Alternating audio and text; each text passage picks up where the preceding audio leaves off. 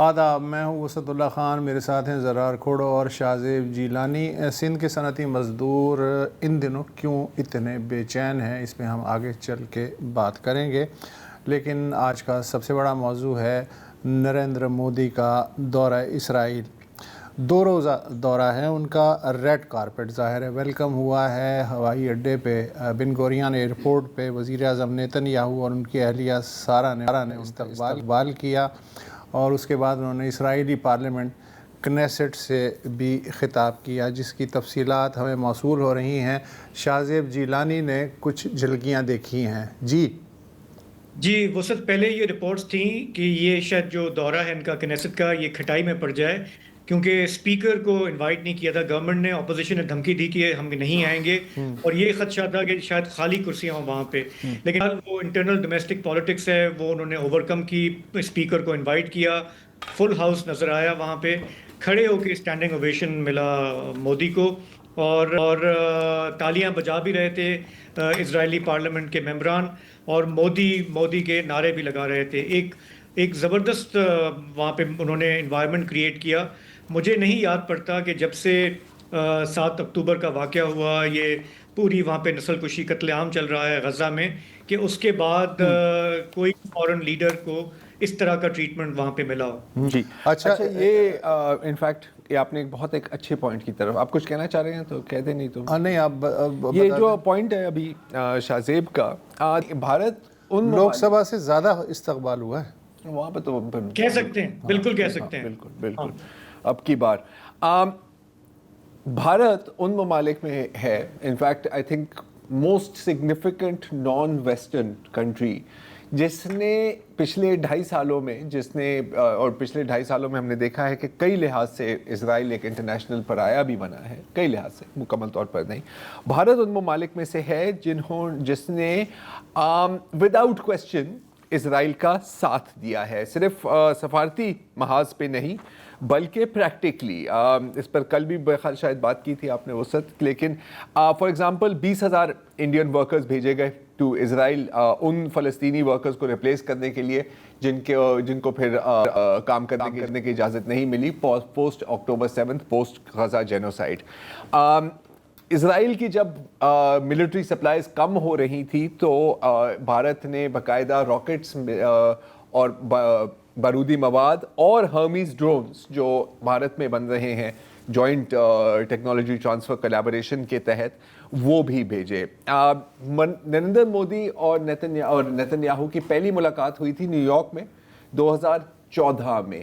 یہ شاید وہ ملاقات ہے جس کے بارے میں ایپسٹین فائلز میں بھی ایک ذکر ہے کہ the Indian Prime Minister was told to sing and dance for America، اور اسرائیل کے ساتھ اپنے تعلقات بہتر کرنے کی گارنٹی نہیں ہے۔ پھر 2017 میں پہلی بار نریندر مودی اسرائیل گئے، جہاں پر نیتن یاہو کہہ رہے ہیں کہ وہاں پر ہم نے فیصلہ کیا کہ جو یہ دیواریں ہیں بھارت اور اسرائیل کے بیچ، ان کو ہم گرا دیں گے۔ آپ دیکھ سکتے ہیں آج فروری 2026 میں کہ یہ دیواریں مکمل طور پر گر گئی ہیں۔ ان کی اپنی جو تعلقات رہے ہیں، ان کی کیا کوآپریشن ہوتی ہے، کیا نظریاتی بنیاد ہیں ان کے گٹھ جوڑ کے، اس پر بھی ہم آتے ہیں، لیکن پہلے ذرا میں بگ پکچر میں اگر اس کو ہم دیکھیں تو آپ نے دیکھا کہ کچھ روز قبل اور آج دوبارہ نیتن یاہو نے کھل کے اعلان کیا ہے کہ جی ہم ایک اپنی الائنس نیٹ ورک بنا رہے ہیں۔ اچھا، وہ الائنس نیٹ ورک کس کے خلاف ہوگی؟ وہ بھی بہت واضح ہے کہ جی جو انتہا پسند شیعہ ایکسس ہے اس کو تو ہم نے کافی حد تک کمزور کر دیا ہے، اب ہمارے نشانے ہیں یہ جو انتہا پسند سنی ایکسس بن رہی ہے۔ انتہا سنی ایکسس میں کون ہے؟ انہوں نے ترکی کا تو ذکر کیا ہوا ہے، سعودی عرب کا بھی ذکر کیا ہوا ہے، پاکستان کا بھی اس میں ذکر آتا ہے۔ تو یہ جو نئی regional military economic trade alliance بن رہی ہے، اس کا ایک اہم ستون اسرائیل کے لیے انڈیا ہے اور انڈیا کے لیے اسرائیل ہے۔ اور ظاہر ہے کہ آپ کو پتہ ہے کہ نیتن یاہو نے پہلے بھی کہا تھا کہ اس میں کچھ افریقن ممالک بھی شامل ہوں گے، یقیناً ایتھیوپیا، صومالی لینڈ کی بات ہو رہی ہے، حالانکہ صومالی لینڈ ملک نہیں ہے۔ کچھ عرب ممالک اس میں کون ہو سکتے ہیں؟ یقیناً موروکو، شاید بحرین، ہو سکتا ہے UAE ڈیپینڈنگ کہ وہ کتنا کھل کے سامنے آئے. تو یہ ایک نیٹ ورک بن رہی ہے. ان دونوں نے کئی بار واضح کیا ہوا ہے کہ ان کا نشانہ کون ہے. بیسکلی جو بھی ان کے خلاف آواز اٹھائے, جس کو یہ کہتے ہیں ریڈیکلزم یا ایکسٹریمزم. دوسری جانب باقی ہم جو سب بیٹھے ہوئے ہیں, اور کھل کے کہنا چاہیے کہ ان دونوں کا ون جو یونائٹڈ فیکٹر ہے کہ یہ دونوں مسلمانوں اور اسلام سے شدید نفرت کرتے ہیں, اس میں تو کوئی دو رائے نہیں ہے. باقی ہم سب جو ہیں ہم ابھی تک اگر مگر میں بیٹھے ہوئے ہیں کہ نہیں یار اصل میں یار کیا واقعی ان کا مطلب ہے کہ ہم ہمارے ملکوں کو کاٹ پیٹ کر یہ کھا جائیں گے. نہیں یقیناً ایسے نہیں ہو سکتا. مجھے تو ایٹ دا مومنٹ یہ پکچر نظر آیا. اچھا, آپ نے بات کی کہ اسرائیل اور بھارت اس وقت ایک دوسرے کے ساتھ کتنے جفی ہیں. اس کی اکثر ثبوت یہ ہے کہ جو اڈانی گروپ ہے, جو فیوریٹ گروپ ہے مودی صاحب کا, وہ اسرائیل کی اس وقت جو سب سے بڑی بندرگاہ حیفا, اس کا انتظام اڈانی گروپ چلا رہا ہے, جو کہ اسرائیل کے پوائنٹ آف ویو سے ایک ظاہر ہے کہ بہت ہی سینسٹیو جگہ ہے اور اس میں صرف دوستوں کو ہی انٹری مل سکتی ہے. آج جو کنیسٹ میں تقریر کی مودی صاحب نے, اس میں ایک جملہ انہوں نے یہ بھی کہا کہ جس دن اسرائیل اور بھارت کے سفارتی تعلقات قائم ہوئے, جس دن بھارت نے اسرائیل کو تسلیم کیا اسی دن میں پیدا ہوا. وہ 1950 کی بات کر رہے ہیں کہ ہوا تھا, لیکن اصل میں 1992 میں باقاعدہ سفارتی تعلقات قائم ہوئے. اور واجپئی صاحب کے زمانے میں ایریل شرون پہلے وزیر اعظم تھے اسرائیل کے, جنہوں نے جو یوم جمہوریہ کے موقع پہ چیف گیسٹ بنائے گئے تھے. اور پھر اس کے بعد انڈین وزیر خارجہ تھے اس زمانے میں جسونت سنگھ, انہوں نے دورہ کیا تھا. تو یہ جو 2014 کی آپ نے نیو یارک میں ملاقات کا حوالہ کیا, اس کا پس منظر یہ ہے. اس کا پس منظر یہ ہے, نیتن یاہو ایک دفعہ دلی گئے ہیں 2018 میں. اچھا, لیکن جو پچھلا سال گزرا ہے 2025 کا, اس میں بہت زیادہ ٹریفک آپ دیکھ سکتے ہیں. مثلاً اسرائیل کے جو وزیر اقتصادیات اور انڈسٹری کے جو وزیر ہیں وہ فروری 25 میں دلی میں تھے. وزیر خزانہ بیزلیل سموترخ ستمبر میں دلی میں تھے. وزیر خارجہ گیدون سیار, انہوں نے ابھی نومبر میں دلی کا دورہ کیا. یہ امپورٹنٹ اس لحاظ سے بھی ہے کہ ایسے وقت جب کہ نیتن یاہو ایک اشتہاری ہے, ٹھیک ہے, تو اور عالمی رائے عامہ بھی آپ کو پتہ ہے کہ اسرائیل کے کتنے خلاف ہے. چند ماہ بعد کنیسٹ کے الیکشن بھی ہونے والے ہیں.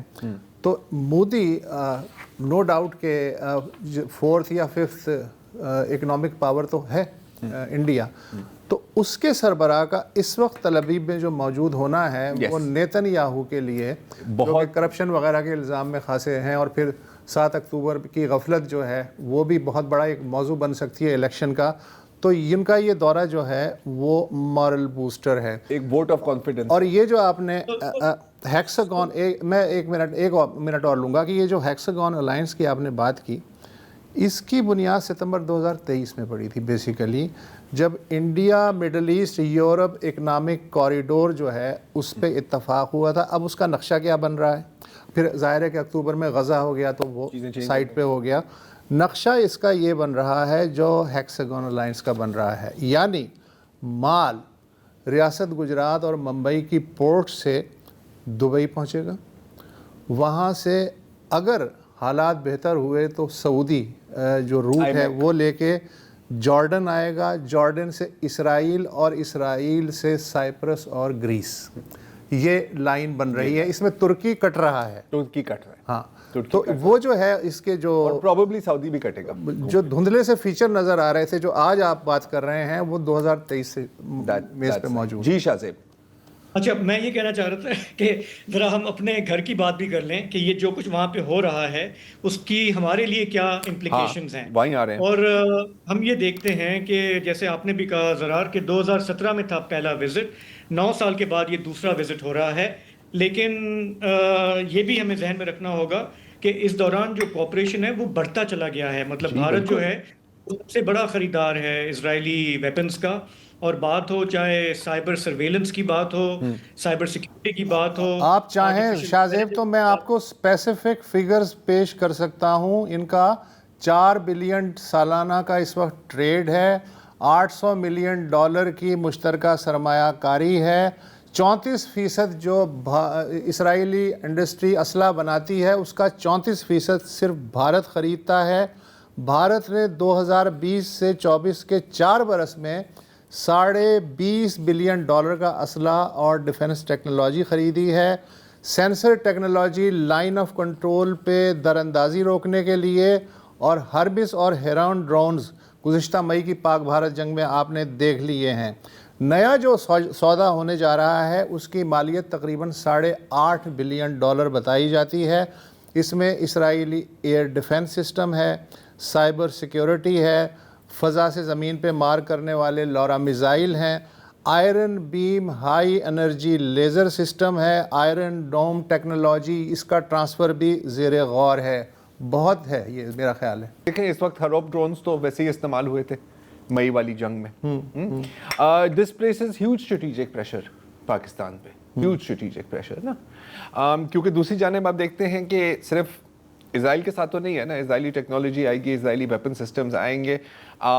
ایک ڈی فیکٹو الائنس انڈیا کی افغانستان کے ساتھ بھی ہے, وہاں جو ہمارے تعلقات ہیں وہ بڑے مثالی ہیں, آپ کے سامنے ہیں. اچھا, اور بنیاد ان ساری چیزیں کی دیکھو, ایک تو صحیح ہے مال پانی ہے, تجارت ہے, ویپنز ڈیلز ہیں, یہ آپ کہہ سکتے ہو کہ از بزنس, لیکن it's not just business, it's also personal اور ایڈیولوجیکل بھی ہے.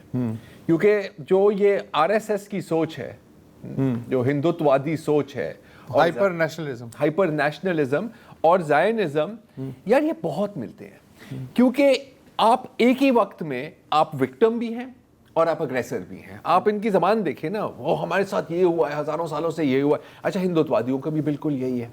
آپ کے جو دشمن ہیں وہ ایک ہی جملے میں طاقتور بھی ہیں اور انتہائی کمزور بھی ہیں, کہ یار یہ ہمیں کھا جائیں گے لیکن ہم ان کو تباہ کر دیں گے.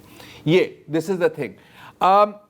ڈومیسٹکلی مجھے یاد ہے کہ نومبر 2019 میں سندیپ چکرورتی جو اس وقت کونسل جنرل تھے بھارت کے نیو یارک میں, ایک پرائیویٹ گیدرنگ میں کسی نے ان کا ویڈیو بنا لیا, انہوں نے کہا کہ یار ہمیں نا بھارت میں بھی نا یہ اسرائیلی ماڈل استعمال کرنا چاہیے مقبوضہ کشمیر میں. وہ کس پس منظر میں بات کر رہے تھے؟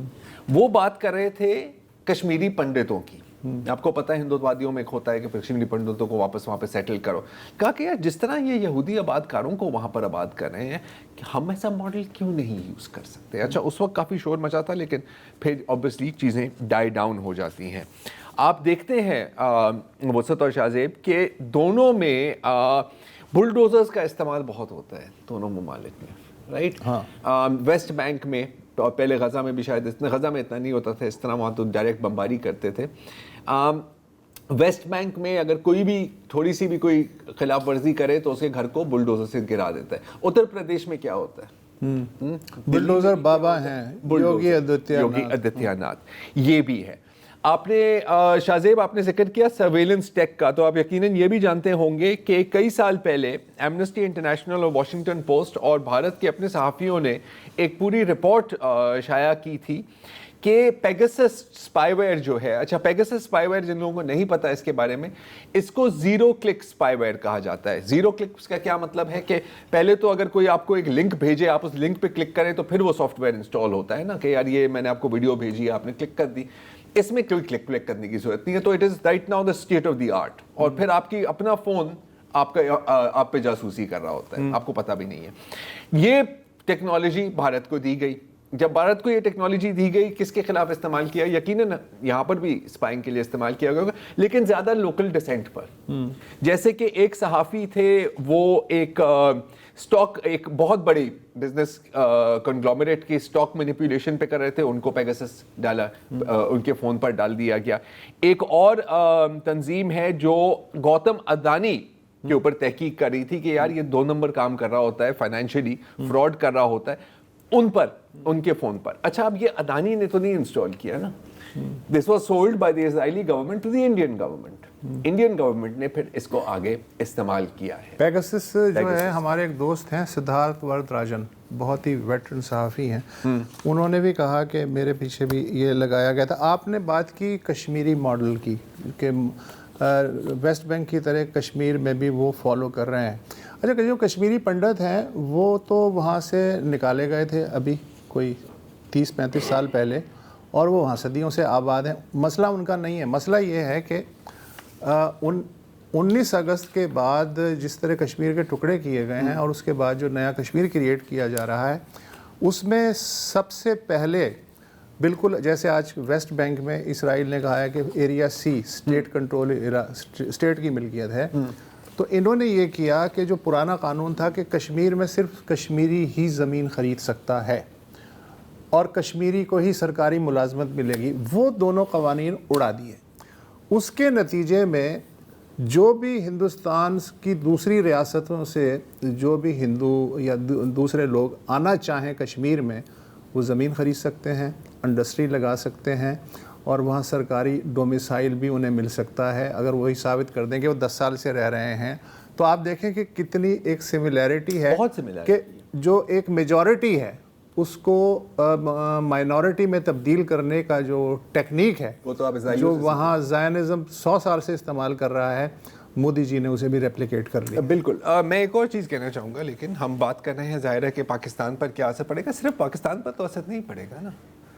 Again I think Turki should be worried, because ये तो खुल के कह रहे हैं ना कि तुर्की नया ईरान है। अभी ईरान को तो ख़त्म नहीं किया आपने, लेकिन अब अभी उससे पहले ही आप नए दुश्मनों की तलाश में है ना, क्योंकि ये दोनों जो नजरिए हैं ये सर्वाइव नहीं कर सकते इनके पास कोई दुश्मन हो।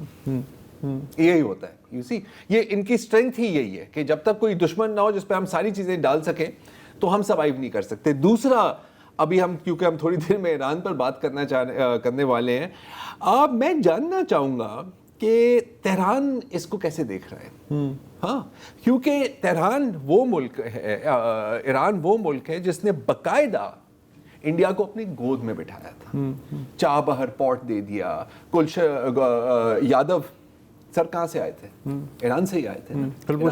कुलभूषण यादव हमारे बिरादर ममालिक से ही आए थे ना, राइट। उस वक्त उनको कोई परवाह नहीं थी और कहते कि हाँ सही है। वैसे इनकी स्ट्रेटेजिक कैलकुलेशन जो है ना ईरान की, लाजवाब है। आई हैव टू से इट इज ब्रिलियंट। आप तंज कर, मैं बिल्कुल तंज कर फिर यूं मैं यूं कर दिया करूं, ओके, इट इज ब्रिलियंट।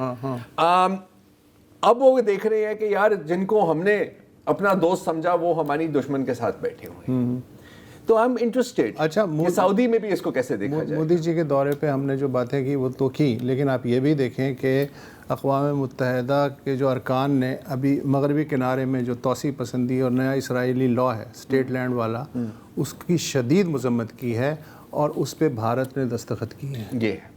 ये भी। वैसे एक आखिरी बात कि ये जो हम सारी बातें कर रहे हैं ना भारत और इजराइल के ताल्लुकात और जो इनकी नज़रिए जिस तरह मिलते हैं या नहीं मिलते, अगर आप मज़ीद तफसील में इसको समझना चाहते हैं तो एक बहुत अच्छी किताब है, सहाफ़ी आज़ाद ईसा ने लिखी, हॉस्टाइल होमलैंड्स। बहुत छोटी सी किताब है, पढ़ने में मुश्किल नहीं होगी आपको।